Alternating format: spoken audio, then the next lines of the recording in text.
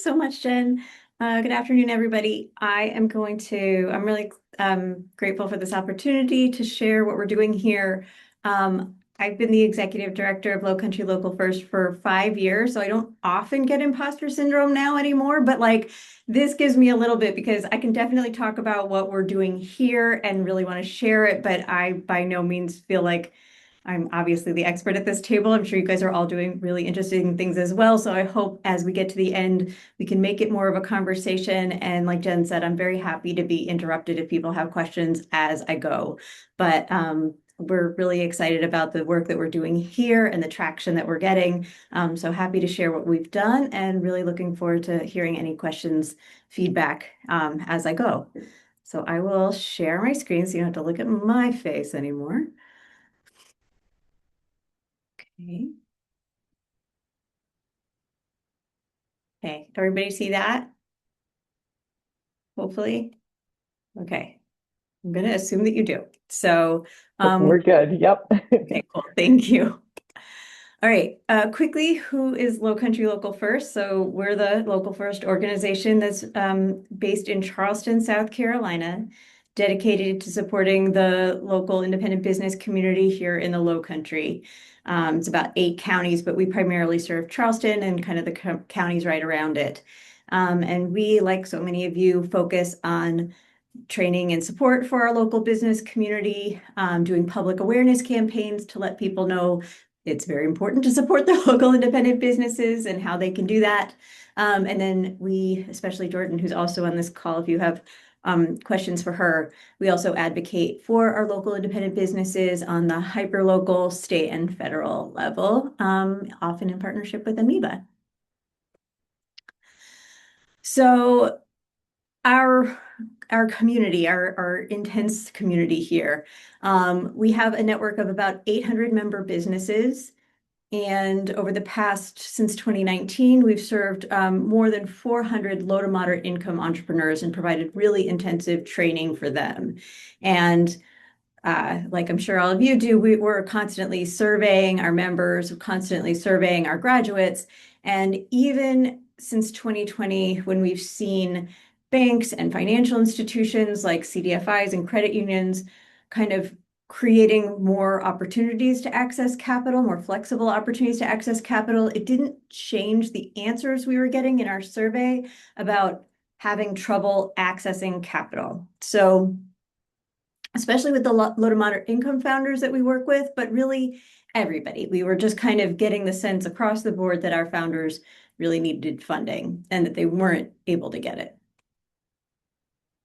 Ooh, what's going on here? Okay.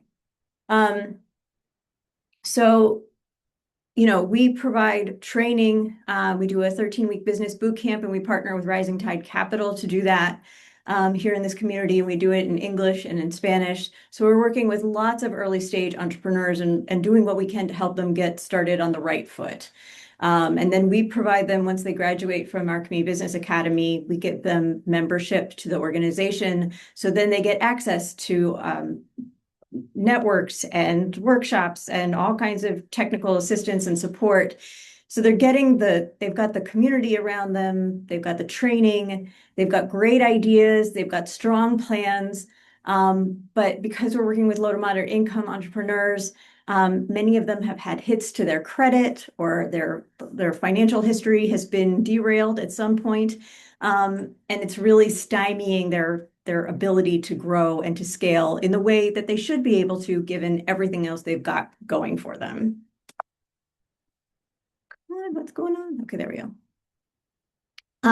So this is the part of the presentation where it's really a love letter to some other organizations that we learned from, because we didn't really want to reinvent the wheel. So we partner with Black Business Boom out of Nashville, and we had conversations with community wealth builders in Baltimore. And we were really interested in the way that both of them sort of were stepping into the gap to address the capital access challenges that small businesses in their communities were facing. And so we were really interested to see the way that they were leveraging different kinds of crowdfunding platforms. So these are just a few that we're starting to get to know. As you guys know, if you start to look up crowdfunding, you can really quickly fall down a rabbit hole. There's hundreds, maybe thousands of crowdfunding platforms. And so we've had conversations with small business owners who were like, well, I did some research and I got overwhelmed, so I just stopped. Or I did some research and this was the first one that came up, so I just went with it. And neither of those are like the best way to pick a crowdfunding platform. So over the past 18 months, we've been working to like develop our core competency in this area, really get to know some of these platforms better so that we can help founders navigate which platforms might be the best one for them. We're not trying to impose those beliefs on the small business owners we work with. We still want them to choose. And if they find one out of the blue, we're really happy to work with them on the one that they've picked. But these are the ones that we've gotten to know. And so I just want to thank the founders of Black Business Boom and Community Wealth Builders for the time they took to spend with me to kind of explain how they were serving their community. And then we brought it here and tried to figure out how we could do it here. The Lowcountry really does feel like a unique and close-knit community. I hope that all of you are feeling that way in your communities where like you just feel like the people here believe in their community and want to see their friends and neighbors succeed. So all of the, can I go? I don't know if I can go back, so I'm not going to. But all the platforms that we talk to founders about, all the platforms that we offer to the small business owners we're working with, they're interesting to a lot of folks, but the one that they've picked the most often in the past 18 months has been Kiva. And I'm going to do a deeper dive into Kiva, but what we've really liked about them is that they give friends and family and customers and neighbors an opportunity to support their local business, their small local business friends with little loans. They can lend as little as $25 to support a local business, which doesn't sound like it would do anything, but it really does. And I love the way it democratizes the funding model. Just to step back a little bit. This is what we're looking at in South Carolina in terms of the need for access to capital. About 42% of SC households struggle to afford basic necessities. We've got a lot of unbanked folks here, especially Black and Hispanic households, much higher than white households. And then we've seen that the Black and Hispanic households and founders and business owners are getting denied the credit that they're asking for at much higher rates than their white counterparts. So there's some real discrepancies in terms of who's getting access to capital. And so that's some of the stuff that we're trying to address with this programming. So like I said, we've decided to do a deep dive with Kiva because that is what the entrepreneurs we were working with were choosing. If you are not familiar with Kiva, they're a global nonprofit, but Kiva US just serves the United States. And the way that they serve US-based entrepreneurs is different from the way that they serve entrepreneurs in other parts of the world. So they celebrate and support people looking to create a better future for themselves, their families, and their communities.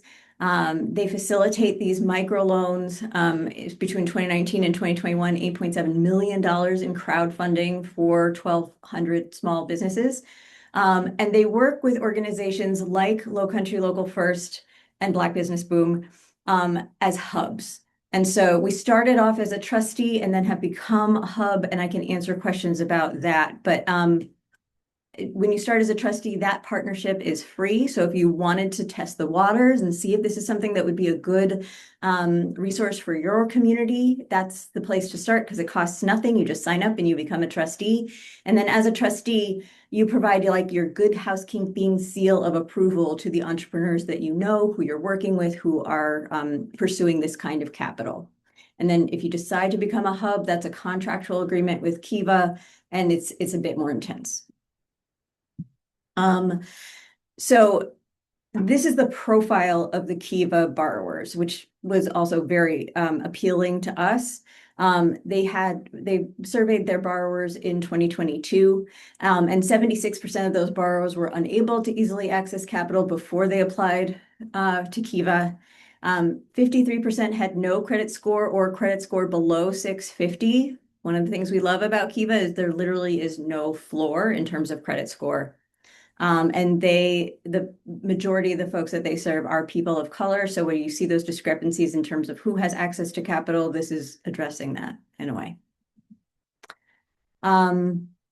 The reason I think that so many of the entrepreneurs we serve have gravitated towards Kiva is that they can borrow between $1,000 and $15,000. So these are small loans, but for our borrowers, it's been the thing that jump-started their business. So whether they were able to buy a piece of equipment or buy inventory in bulk or sign a lease, it's been like putting the key in the ignition for their business. Borrowers for Kiva pay no fees and they pay no interest. They don't have to have collateral. There's, like I said, no minimum credit score or credit history requirement. They can be startups. And so it's really based on their character, their ability to kind of prove that they exist and that they have a community behind them. And also to show that the projections that they will be able to pay back the loan. So this program that we run, it's really been an iterative process where we're like, let's try it this way and let's change it and let's change it again. So this is where we are now, but there's no saying that it's going to look like this in 6 months. We've really been responsive to the folks that we've been working with, the folks who have succeeded in getting funding, and also talking to the folks that haven't ended up working with us to get their funding quite yet, to see how we can support them. And we really wanted to make this as low, we wanted to create as few barriers to entry as possible. So they complete this inquiry form, that's their first step. And it's really like, how do we get in touch with you? Then we do a little info session with them if they're interested, which is where we explain like what we do and why we do it and what the program entails and ask if they want to do this with us. And we schedule those pretty spontaneously. As long as we have 2 or 3 entrepreneurs who are interested in finding out about the program, we'll schedule one. So it's really just as needed. And then we have an application, which if anybody is interested later, I'd be happy to share what we've done. It's the kind of application where we want everybody, like the person who's filling it out, to basically have these numbers in their head already. We're really not trying to give them massive homework. We're really just testing to see if they have a firm understanding of where their business is, their ability to pay back a loan, and what they need the investment for. And we've convened a committee of advisors. And it started in one place and it's ended up being in a very different place, which I'll talk about a little bit more later. But when the entrepreneurs complete their application, we bring them in to pitch to the committee. And then if the committee sees that they are ready to borrow and that getting access to a loan is going to help them grow their business and not put them under, then they tell Lowcountry Local First to endorse the borrower. And that's for Kiva specifically. And then we provide them with some assistance through the underwriting process, which we can do now even more intensely now that we're a hub. We will host a virtual fundraiser for them if they need it. And then we celebrate their success and promote them through all of our channels. And once they've secured a loan, we match them with a mentor who can kind of ride alongside them as they're paying back their loan. To support them. And really the idea there is to create a relationship so that if they do run into hiccups or any obstacles down the road, they don't have to make an awkward call if they're not going to be able to make the next month's payment or they're not going to be able to make it in full. We really want a warm and trusting relationship there so that, you know, they're getting that strategic check-in every month, but really, if they're running into obstacles, we don't want there to be any awkwardness. We want to be able to meet them and ideally even head those things off at the pass. If for some reason we think that they're really not ready for the funding and that conversation has happened before, then there are fortunately a lot of really great resources and technical assistance and training programs in this community, and we'll refer them to those to get more help, to do more of a deep dive in building out their financial projections and their business model, so that when they do come back to get a loan, they really are ready for it. These are some happy, cute success stories. I just wanted to show you that there are real humans that are getting this funding. This is Courtney from Wax Hand Creations. And she needed money to buy a substantial piece of equipment so that she could make these three-dimensional wax hands. This is a testimonial from Julia Drayton Crumlin. She's got this really amazing story. She put together, she created Picking Up the Pieces, which is an early childhood enrichment program. But she also took advantage of some other services that Lowcountry Local First offers. We do commercial space advising, so she needed a facility for her childhood center. And so we helped her with that, and she needed to get a zoning variance. And she did such an incredible job advocating for herself and talking to her neighbors as she went through the zoning variance process, that the mayor of her town asked her to run for town council, which she did, and she is now on town council. And this is Annie. She just got her funding like 2 weeks ago. She has a chicken patty business, and she's in her 70s. Her husband's in her 80s. They've been doing it all by hand. And they are now buying a piece of equipment which will allow them to make more than 1,000 patties an hour, which is going to be a huge benefit for them physically, and for their business financially. So here's some quick stats. It says that we've endorsed 12 entrepreneurs, which we have. 2 of them are currently going through underwriting. So 10 have gotten funding, $107,000 altogether. And right now there's a 90% repayment rate. Our demographics, most of these entrepreneurs are women. That's 1 guy out of all 12. And you can kind of see the breakdown demographically. But these are like, the number of people who have actually come in and learned more about what we're doing with access to capital and learned about crowdfunding opportunities. We are providing all those coaching hours, and we're engaging lots and lots and lots of lenders. So the advisors who I spoke about earlier, this was like our first group. So not that you know any of these human beings by name, but like some of them are serial entrepreneurs or venture capitalists or bankers, investment, wealth managers, business coaches. That was the first wave of people who we recruited to help us assess the entrepreneurs and provide some ongoing support for them. And that was great, but it evolved quickly. So this is where we started, and they are all still involved. But then we moved on to pulling in some industry leaders to serve as advisors as well. So Cheryl Bennett from Odyssey Preschool is mentoring the woman who started that Picking Up the Pieces Early Child Development Center.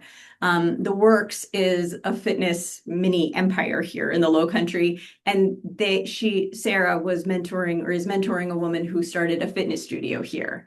So all of these people have very successful local businesses. And within their industry, they're mentoring folks who are building businesses who are just way earlier on their entrepreneurship journey.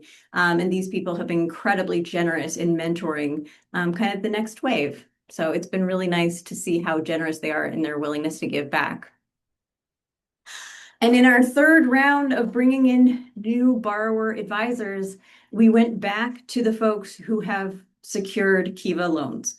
And we asked if folks who had current Kiva loans, because we feel like there's nobody better to ask these questions and to really understand entrepreneur readiness for capital than folks who have walked the road. So these 4 folks are paying back their loans. They're paying them back on time. They've all agreed to serve as advisors, and they've come in and they've been asking some of the best questions at the pitch events. It's been great to re-engage them now on the other side of the table.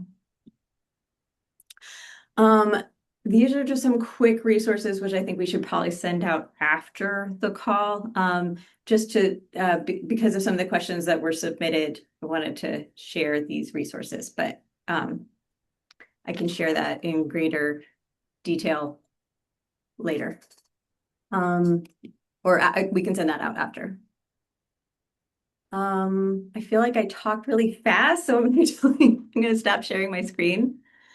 Um, but yeah, I'm really happy to answer any questions we have. I feel like I glossed over some things maybe too quickly. So if there's anything, and I'd love to hear like if you guys have examples of what you guys are trying to do in your community in terms of creating access to unconventional capital. I'd love to hear how that's going for you or anything that you're trying to figure out on that front. Fantastic, Jackie. I really appreciate, the holistic view that you've given us and also kind of how acknowledging how this is evolving. It has evolved and will continue to evolve. I'm going to go to Ann Stapleton, who asked some questions early on. Look like you had two questions. Do you want to go off? Oh, it looks like you are off mute. Do you want to go ahead and ask your question, or I can summarize for you? Let's see. So I think a quick question is what other allies you have. And I was actually thinking of SCORE folks. We're kind of thinking about partnering more in the current climate. Or you mentioned that you had engaged past entrepreneurs. Who else might be out there to help you enhance the training and give that hands-on help? Yeah, great question. We have reached out to like technical assistance providers. We've presented this platform with SCORE and asked them to refer people to us and asked them to serve as advisors and asked them to get involved.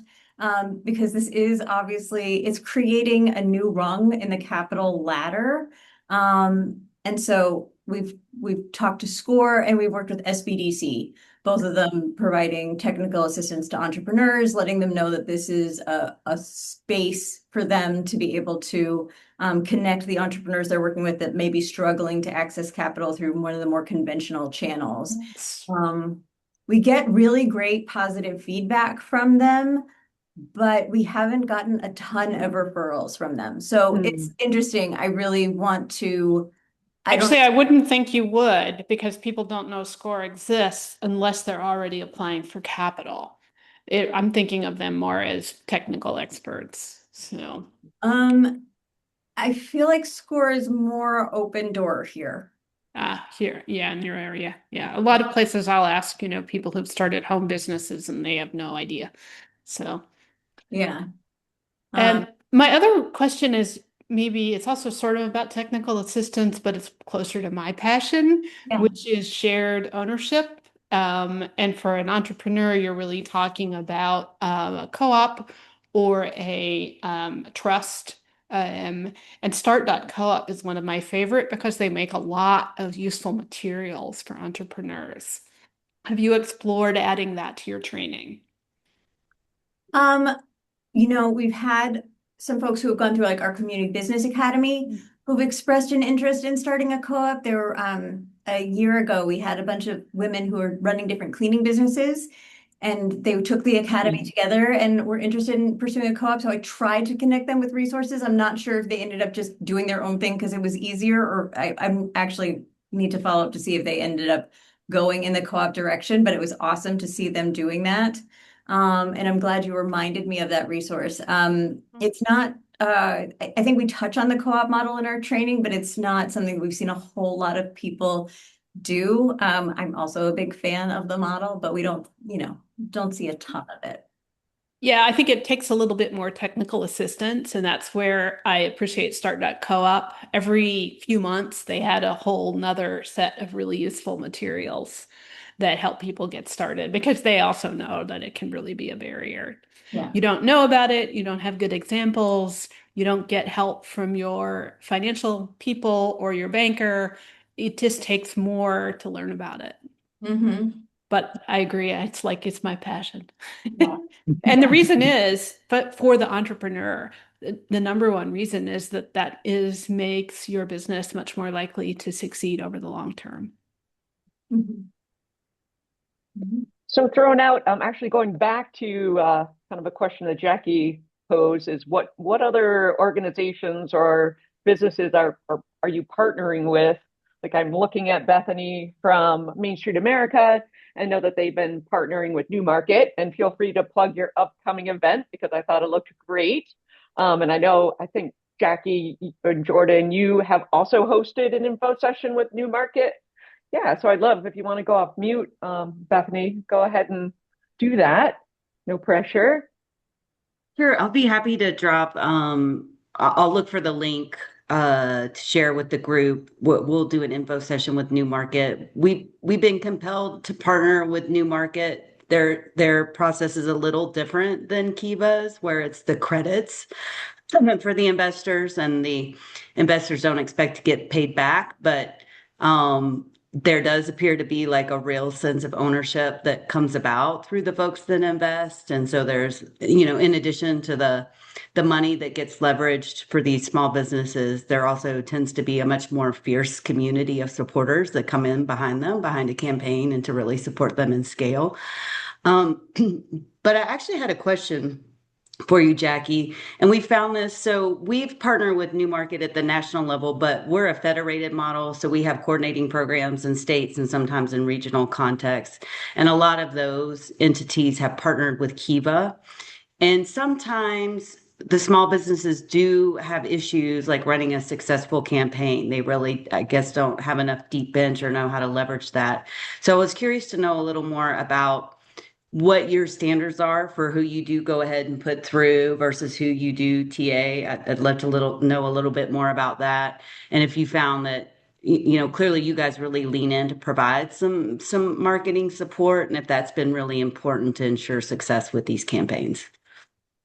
Yeah, I feel like Bethany, I would love to talk to you more because Newmarket, I'm so curious to hear, because we've encouraged folks to learn about it. We did a webinar with them. Nobody's moved towards it. And I think it's a really interesting model because you get that buy-in, because you have that repeat customer, but so far not a single business that we've talked to about it has had any interest in working with them. Yeah, I think it might be because it's a little less straightforward, and it does have to be the right kind of business model. If it's Right. not a repeat customer business, Right. which not all businesses are, then it's not the right fit. Yeah. But yeah, we're still learning how to connect those dots too. So definitely happy to have a conversation, and then we could connect with Ross too, maybe on a call, because I know they'd like to figure out how to move in more to our network, and we're still figuring out how to make that work as well. Yeah, because it does seem like the folks that have used, like, it looks like they have some repeat customers, folks who've done a campaign and then come back and done a second campaign. So Yeah, business- well, and the one thing maybe for the folks to know on the call, I think the one other advantage to Newmarket is folks pledge to get store credits, almost like a gift card, but you're buying it essentially at retail price versus their cost of goods. So it can really work well for the right business owner because they're getting kind of that overhead markup from the investment that folks make. And the one other thing that they've been very smart about with the model is you can't use all the credits at one time. So a small business owner can't get a run on the business, so to speak, and not be able to fulfill the demand that might come out of a successful campaign. And they can generate a lot of really interesting data around customer behavior. So they could be a good data partner in the future for us to continue to pursue alternative ways to demonstrate loan readiness and financial readiness, especially for folks that don't have collateral, high credit scores, and those kinds of things. Yeah. That's really great. Points. I don't know why we haven't seen more people adopt it, but definitely look forward to hearing how that continues as you figure out how to integrate it into your programming, Bethany. I'd love to hear more. And then to answer your question, the way that Kiva works is it's sort of in phases. So the entrepreneur first needs to go to their friends and family. And this is actually something we ask in the application phase. So there's magical algorithms behind the scenes with Kiva. So once they get a pre-approved for how much they can raise, whether it's $5,000 or $15,000, they also get assigned a number of friends and family that they have to show or that have to support them. And supporting them means lending them $25. So it's not a financial goal. You can't go to one person to get $1,000. It's the number of people giving you $25. And then once you hit that threshold, whether it's you have 15 people or 35 people giving you $25, Then it goes live on the Kiva platform. And the Kiva platform has a captive audience of tens, hundreds of thousands of individual lenders. So I'm curious, Bethany, when you say that they've had failed campaigns, have they failed to get out of the friends and family phase? Or once they've got out of the friends and family phase, they failed to raise the full amount? Yeah, they didn't get to the friends and family phase. So they just didn't have enough of a base to even launch those So campaigns. we ask about that in the application process. Like, how many people do you know, like literally, how many people do you know who would lend you $25 to support your business? Because like, if there is no credit score thing and there is no track record, you need a community substantiate the fact that you exist. And so we have that conversation with folks. And we have had some folks that are nervous about it, but then, if they work on their social media presence, they can work on that. So yeah, it's Well, that makes sense. And I didn't even understand that back end piece of Kiva, so that's helpful context. because once every borrower who we've endorsed has gone from the quiet phase, that friends and family phase, to the public phase on the Kiva platform. And once they get there, whether they need 100 or 300 lenders, they've always hit their goal. And I don't know what that is. I think it's magic, but they've always hit their goal. I mean, we're promoting them, but I mean, we're promoting them from South Carolina, and we see people supporting them from like across the globe. Oh, hi, Julie. Julie's one of the people who supported so many of our borrowers. That's awesome. And Mike, you had a question also about, gaining traction on Kiva. They are a Kiva trustee as well. Do you want to say a little bit more about what kind of traction you're looking to have? Yeah, it's just I think our clients are very low income, extremely low income people around rural communities, and I think there is sort of a general feeling of I'm going to stay away from debt if I can, and in any form. And then they look at the process and the steps that they would have to go through to get access. Otherwise, they're not going to get access, and so they start with what they got in their pocket, and try to get customers to pay for their growth. But having support with some capital would certainly move them forward. None of them are bankable, so they're not going to, unless it's grants. I will say one more thing: we get a lot of response when we offer grants, startup grants. People are, they're smart. They know that they don't have to pay it back, and it's theirs, and they can do what they want with it. Whereas a loan, you got to make those monthly payments, even though Kiva is, zero interest. It's still a commitment that they have to be ready to meet right after they get the loan, have to start making those payments.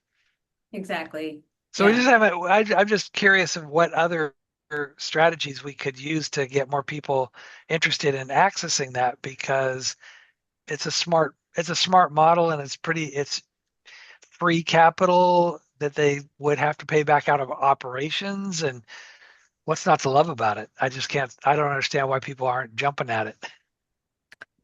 I mean, what you're saying is very familiar. And we've also had lots of conversations with entrepreneurs that we work with who are like, I don't have a credit card. I won't get a credit card. Like, because you could easily run up that much debt on a credit card. But they know how much interest they'd have to pay on a credit card, and they're smart. They're very risk averse. Right. I think the fact that I think having the organizational structure to lean on and having that personal connection helps them build confidence. I mean, I will say that like there are people who apply for these loans that come into our office to sit next to me before they will hit submit. There's no reason that they have to do that. And I've told them so many times, like, it's okay, you can hit submit and have like errors, and they'll reach out to you and you can fix the mistakes. They'll help you get your application in shape, like just hit submit. But there is really like, they need the encouragement, they need it's like emotional support, as well as the financial, security, knowing that they'll be able to pay back those loans. And I do feel like we also have conversations with folks like, it's 30 days. You have 30 days with all this money, and immediately you need to start paying it back. So, some folks are like, well, I would love to have this 0% interest loan. And I'm like, but if you don't have a business that's set up that you can start to service that debt right away, this is not for you. So it's very, yeah. And it's very much if somebody comes to you and goes through some of your info, your resources, and they decide that they're not ready, that's success as well. We ran a rewards-based crowdfunding program that was place-based. And that was like for every, one entrepreneur that would launch, there'd be maybe 5 to 8 that would go through our program. And to me, that was a beautiful thing because then they weren't sitting there looking at a blank screen. They were going, you know what? I need a few more of this, and that. Yeah. So it was a really successful program for us, but it wasn't about, Kiva. But that's why I was really interested in what, Mike's question, because I've seen in my state a couple organizations become, I don't know, they're trustees or just, the level up, but they had nobody take advantage of that. So I think what you're adding to it is really creating a lot of value and a lot of trust because you have these other programs as well. So you can get to know the entrepreneur before you even bring up this opportunity. So I really admire what you're doing and how you're doing it. I think there's a lot to learn from you all. Can I follow up with one question, Jackie? Would you Yeah. say that there's more uptake for startups or existing businesses? It's been mixed. It's been mixed. I'm sorry, I just had to do like a mental inventory. We've had a bunch of startups, and then a bunch of folks that have had maybe a couple years under their belt. So yeah, it's a combination of those. And I will say, that first group of advisors that I showed you, bankers and folks that work for CDFIs and stuff like that, like there's no feeling in this community anyway, we haven't had any sense of like that we're competing with them, which is right. Obviously, we're not competing with them. We're going after borrowers that aren't going to be able to get money from those financial institutions, but then they're able to send us folks as referrals. Like if somebody walks into the bank and they're like, I cannot help you, it's very nice for them to be able to say, but you can go over here. And I know these people and I'm involved in this program and you can look there for capital. So it's nice to be able to know some community lenders that are grateful to have a way to say yes, even when they have to say no. And Julie, I see that you left some comments in the chat, but just want to give you the opportunity to introduce yourself to present another side of this program. I'm Julie. I just was one of the kind of the advisors and investors from the beginning. And one of the things that came in was we all understood that part of our job was as soon as they load up, I fund it. I press fund and I just press fund. And I think the other thing too, is I think that some of these people, Mike, to your point, they are asking their friends and they are, kind of borrowing from other people. And Kiva at least offers a platform that they could potentially get paid back for that and not do the other, in kind of a low. I'm seeing Kiva put little money and it's not very much money, for a $25 loan, you're not getting a ton back, but it is a way to support your friends and to, give them the respect of helping get that money back to them that I think creates a whole community, helps people understand that when we're all making money together versus just a few people are making money and the rest of the people are trying to figure out how to do it. Julie, I'm so glad you said that because I just want to piggyback on that. One of the things that I would love to see this like as a next evolution, I was kind of showing you like who our first round of advisors, second advisors, third round advisors, but what I want in the future is for those advisors who are also borrowers, like for there to become lending circles and having that kind of mutual aid support because, then they're kind of just moving that $25 around the community, but they can support each other's loans because with Kiva, you really just need to break through the sound barrier. You need to get your friends and family group together so you can go to the public phase. So having a group of folks, especially Mike, when you're talking about having like a group of kind of in a really low wealth community, if there's a group of folks that are like committed to supporting each other's business, a couple $100 could bring in a couple $1,000. It's a nice dream. I'm dreaming it. I like that dream for sure. I don't know if you can see me, Jen. This is Eric. Oh, yeah, I see. Yeah. Hey, I was wondering if I could just share something it's just an idea. It's something that we're doing in Milwaukee with a small all volunteer group. But it's something that could be done in any community and probably would be easier to do with an established organization like many of you on the call are representing. We have something called Fund Milwaukee, and you can find it at fundmilwaukee.com. And all we do is basically host pitch events. So we have two sides of the market. You've got people that are looking to raise money, and I guess considered like unconventional ways for either their startup or their established business, and they may be looking just to make some additions or whatever reason they may need the capital. And then we have an audience that we had to generate from the start. And these are community people, right? So ultimately, we host a pitch event. We don't do any advising. This is considered just friend to friend type of investments.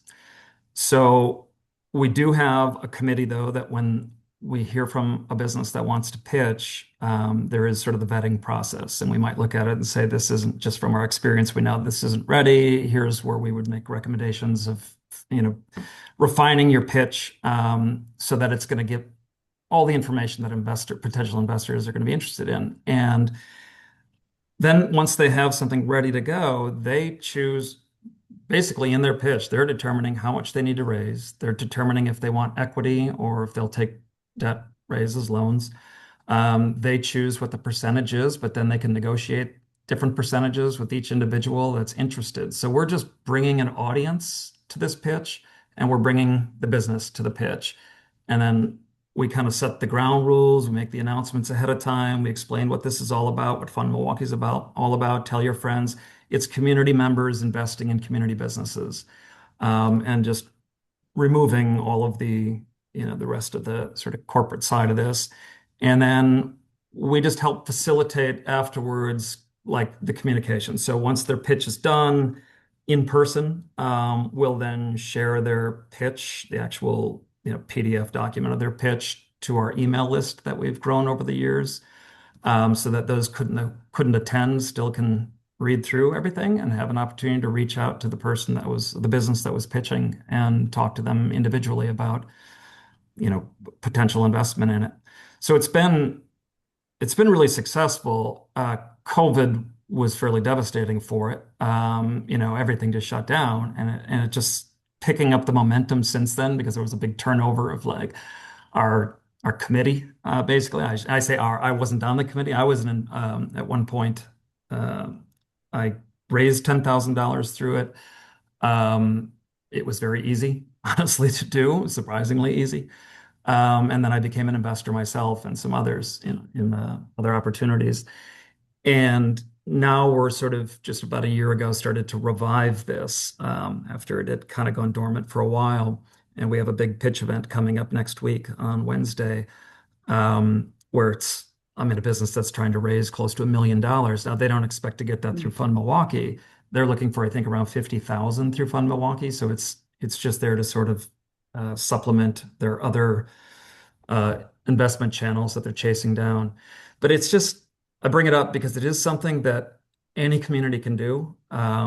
It doesn't take a tremendous amount of time and energy. Again, we're a committee of about 8 volunteers. We meet once every 2 months, and then we have some emails that go back and forth. The biggest challenge is finding businesses that are looking to raise money because they're not necessarily aware of us, or we're not. So, and being all volunteer, having other jobs and things to do, we're not able to spend a lot of time on how do we make the networking, and how do we make those relationships with organizations like SCORE or whoever else that might be in the know about businesses that are looking for money, where they could refer to us. But I would imagine that some of you all may be in better situations like that if you're working full time for your nonprofits right now. Anyway, I thought I'd bring that up as something for people to consider, and maybe it could even work in conjunction with Kiva, like if they're um, for those that are looking for smaller amounts, 15,000 or less. Um, it just could be another way of I don't know. I don't know enough about Kiva. I shouldn't speak like that. I don't know enough about it, but just trying to tie it into the presentation. I love, I'm sure other people have questions or statements. Sorry, it looks like Mike does, so I'll wait. Go ahead, Mike. Yeah, to what Eric is talking about, in one of our communities, uh, gave rise to this thing called Lion, Local Investment Opportunity Network. And it's just a bunch of casual people. It's not an organization. They meet periodically in coffee shops. People come up, talk about their ideas and their needs, and deals are sort of struck between individuals or groups of individuals and the person looking for money. Local investment opportunity networks, and now those are popping up in communities, and so it's very much local money, but it's people with money, and they structure the deal however they want. That's how they sort of subvert all the federal and state securities laws. And sometimes they're grants, sometimes they're kind of pay me back if you can, and sometimes they're more formal. So those exist. My question to you, Jackie, is do you ever go out into your community to um, build the lenders in your community? I mean, you sort of alluded to that about sort of outreaching this to people in the community, saying, become part of Kiva, and you can find my clients who are setting up businesses in your community. I'm just wondering if there's been any effort to focus on the lender community. It's definitely part of the plan, but it's not the thing that we've been most successful at so far. I'd actually love to hear from Eric more about how he's built that community of lenders. So far, like Julie and other advisors have come to the table, and like hearing those pitches live and in person, they're willing to get behind the Kiva borrowers, which is awesome. We've had some like online virtual fundraiser events to ask people to get involved, but I would love ideas about how to do more community donor engagement. Right now, it's really been on the backs of the individual business owner to like hit up their friends and family, but then it hasn't become like, and now we're all part of this team together. So I would love to, that's definitely a part of my hopes and dreams for this program, but it's not the piece that we've gotten all figured out yet. I'll just speak to that question. And for Fund Milwaukee, it was started with a small group of volunteer founders that connected with their networks. And they had the very first pitch event, had two businesses pitching, and people loved the experience. They loved showing up and having this, and there's, some beverages and pizza or something like that there. It's in a space in the community of typically where the business that's asking for money is. So you try and get in those same neighborhoods where that business resides or will. And I think it's just kind of a fun community experience to even attend. And then people, there's always then the encouragement, please share this, share it with your friends and get them on the email list. Even if they can't show up, have them click on the add to email list. So then you grow that email list so that you can make the announcements of the next pitch event and then send out the pitches if they can't attend. And you get a growing, ever-growing list of people to reach.